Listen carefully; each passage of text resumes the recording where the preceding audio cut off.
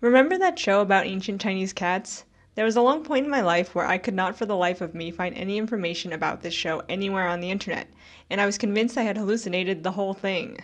Every now and again, this meme or a meme like it pops up on my dashboard and it makes me laugh, but also wonder how many people do really remember a show about quote-unquote ancient Chinese cats. Well, I decided to make a video to see how many of you remember it, and to jog the memories of those of you who kinda convinced yourself that you hallucinated the entire thing.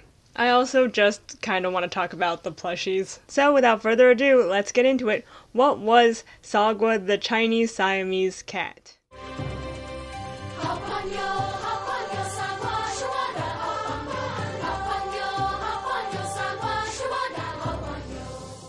The meme refers to an old PBS Kids TV show about a group of Siamese cats growing up in a Chinese magistrate's palace during the Qing dynasty.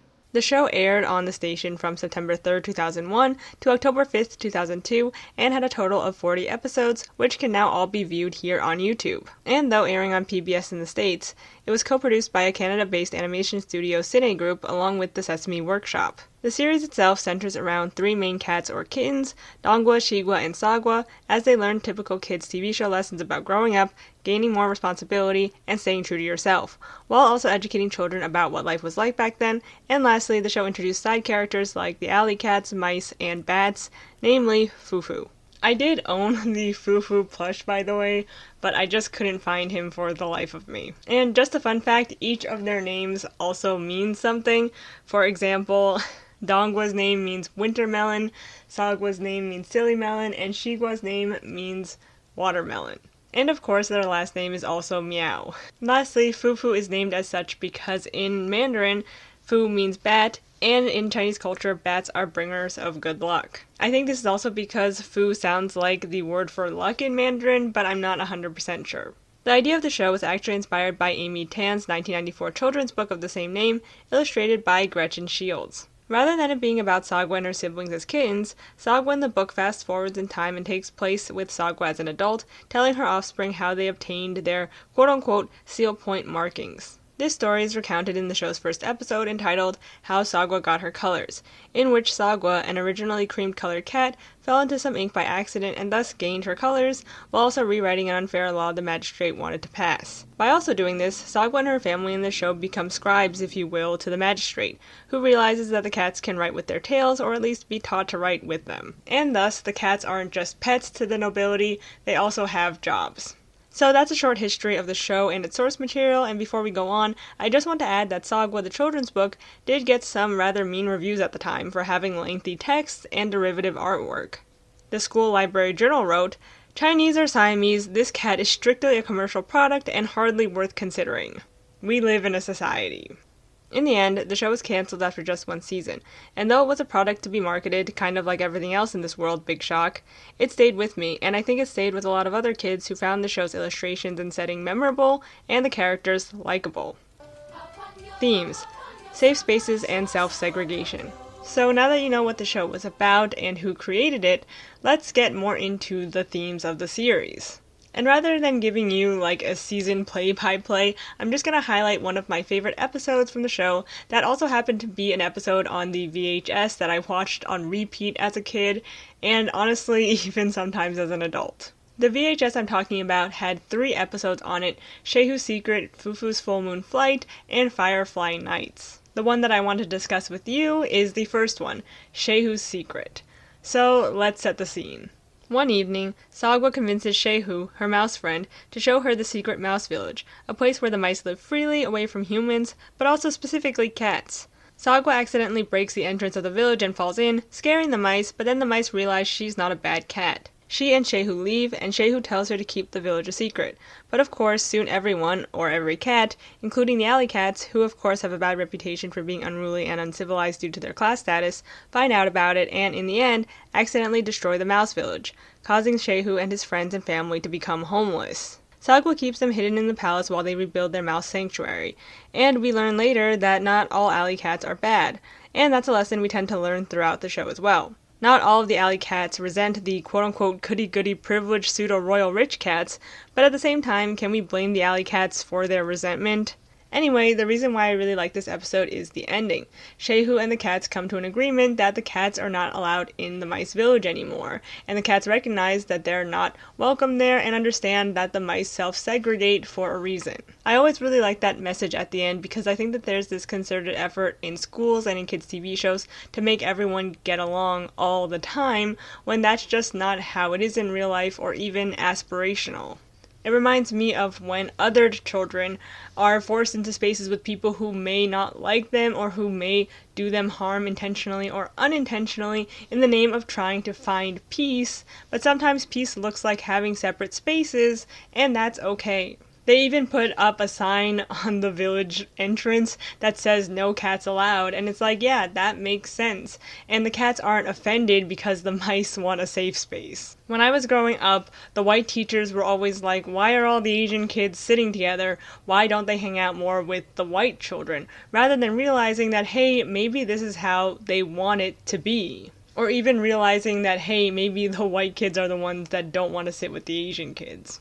Anyway, maybe I'm looking too deep into it, but I always really like that episode in particular, and it also reminds me of an episode from Tangled, the series season 1, where she and this one villager just don't like each other, and that's it. They don't have this forced ending where they make up or grow to understand one another. They just say that, you know what, I don't like you, you don't like me, and then go on to live their own separate lives. We don't have to get along with everyone, and not everyone will get along with you, and sometimes you just have to distance yourself from other people, and that's fine. And not only that, but Sagwa and Shehu stay friends while also creating boundaries with one another, and that's just so wholesome to me. I'm just really happy that we have reflections of that in media for children from back then, and from more recently, because that's a lot more realistic, and I think healthier than showing kids that you must get along with everyone all the time. Lastly, I really enjoyed the show as a kid because I saw myself in the characters as I was adopted from China. I didn't just see myself in the cast of cats, but also in the human characters. I remember really liking the episodes with the sisters, for example. The games and merch. So before we end this video, I thought it would be fun to talk about the merch from Sagwa, even though it only lasted one season, and therefore there isn't a lot of merch, but it still exists, and I have some of it. So there were a few different licensed plushies from Cine Group, the animation studio that produced Sagwa. There were these large posable plushies, and then there was this group of 4 characters that were smaller and felt more like Beanie Babies, and those are the ones that I had. So let me introduce them to you. This one is Dongwa, Shigwa, and this one is Sagwa. And this one is a Beanie Baby named Snip, but it's not worth anything because as a kid I always got my Beanie Babies and cut off the tags, but here he is. I really liked playing with them as kids, as you can see by like their just wear and tear, and as a kid I would play like this crossover game where the cats would be like the characters from Avatar, and actually Sagwa was Azula and Dongwa was Zuko, and we would just like reenact scenes from Avatar but with the cats from Sagwa. It was just a wild party.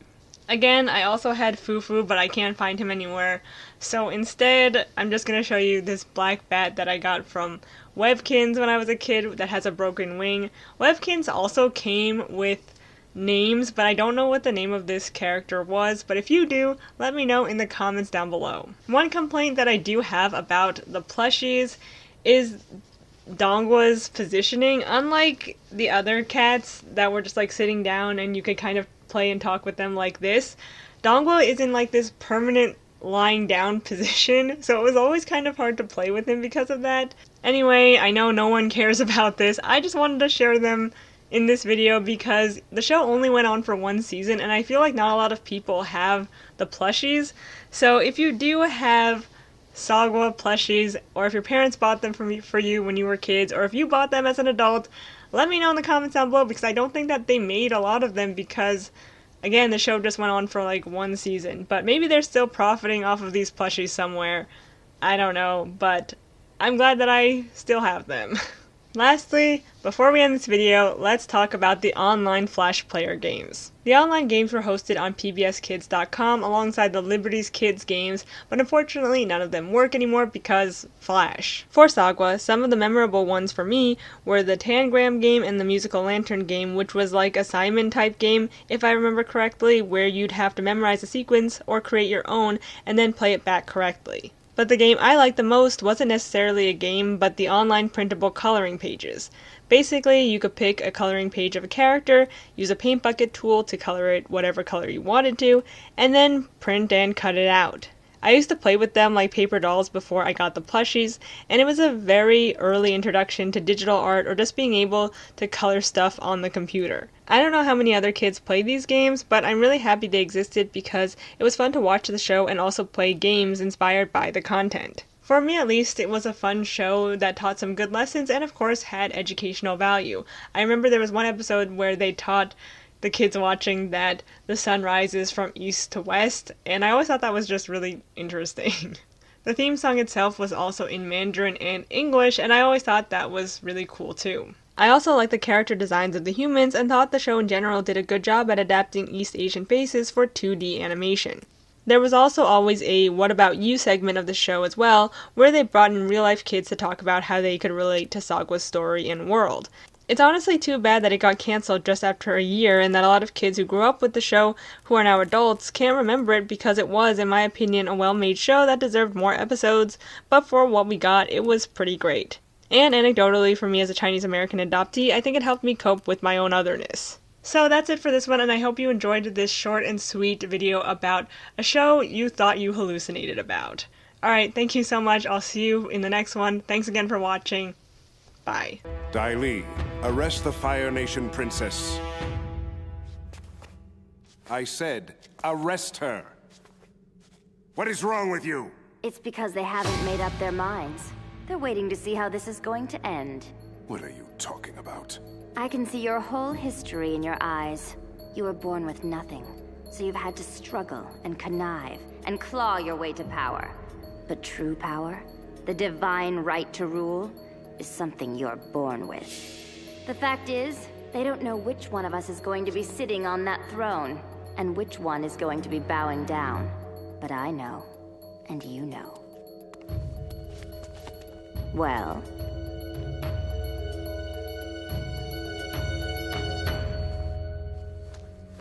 You've beaten me at my own game. Don't flatter yourself. You were never even a player.